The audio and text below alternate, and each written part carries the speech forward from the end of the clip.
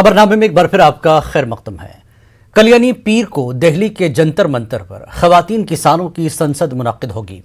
किसान लीडर राकेश टिकैत ने ये बात कही। उन्होंने कहा कि खवातीन संसद में सिर्फ खवातीन ही होंगी। संसद जाएगी 26 और 9 तारीख में महिला संसद चलाएगी। कल महिलाओं का पूरा जत्था 200 महिलाएं जाएंगी। वे वहाँ पे पूरी संसद अपनी चलाएगी। उन्हीं का ही मंच रहेगा, वही उसकी अध्यक्ष रहेंगी, वही उसका संचालन करेंगी और पूर्ण रूप से वही सुनने वाली होंगी। कल महिला संसद चलेगी। जब वो कह देंगे कि हम बात करने के लिए तैयार हैं, हम विदाउट कंडीशन बात करना चाहते हैं, तो किसान उनसे बातचीत करेगा। 3 साल अभी उनकी सत्ता है, वे 3 साल तक अगर इसी भाषा का इस्तेमाल करते रहेंगे तो जो दूसरे लोग आएंगे भाई उनसे बात कर लेंगे।